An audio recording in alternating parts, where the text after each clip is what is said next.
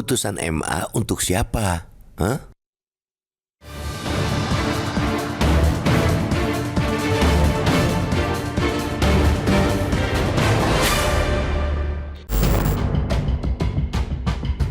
Trauma publik terhadap adanya upaya politisasi yudisial melalui putusan Mahkamah Konstitusi nomor 90 PUU Des 21 Romawi 2023 mengenai persyaratan batas usia calon presiden dan wakil presiden pada Pilpres 2024 lalu kini kembali terpantik.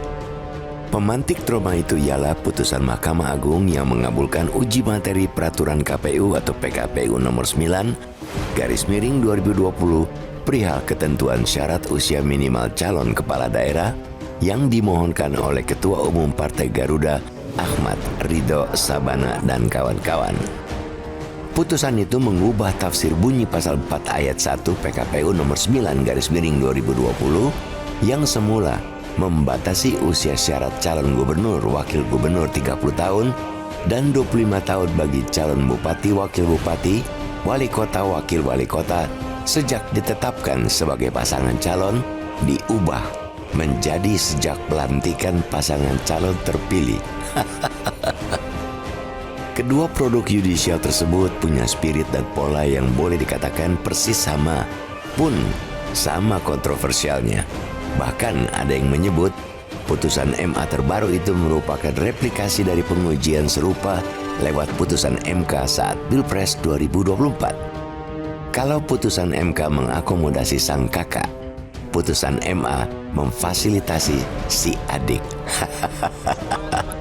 Putusan MK ketika itu menjadi golden ticket bagi Gibran Rakabuming Raka menjadi calon wakil presiden. Kini putusan MA juga diduga punya agenda yang senapas, yakni memberi karpet merah bagi Kaisang Pangarep.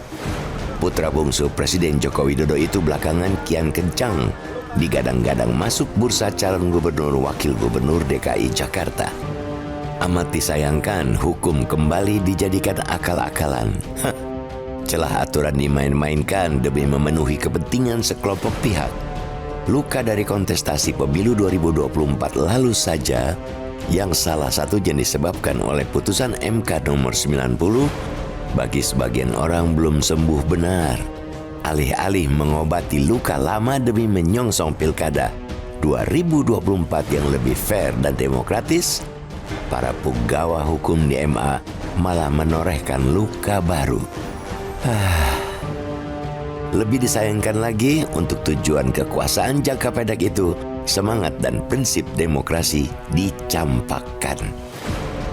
Putusan MA itu seolah mengonfirmasi bahwa kemunduran demokrasi di Indonesia semakin nyata terjadi.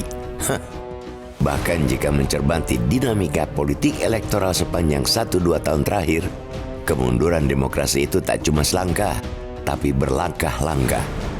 Perlu kerja keras luar biasa untuk mengejar ke level demokrasi yang berkualitas. Syaratnya satu, jangan ada lagi akal-akalan politisasi hukum yang justru akan membuat demokrasi kian mati.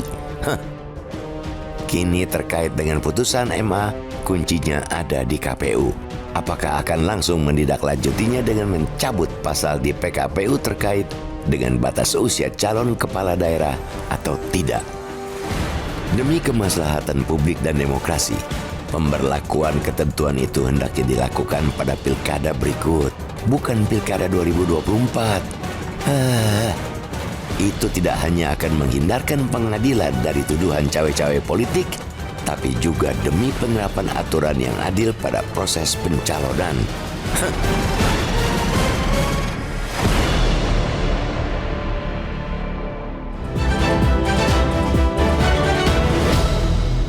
Jelajahi cara baru mendapatkan informasi. Download Metro TV Extend sekarang.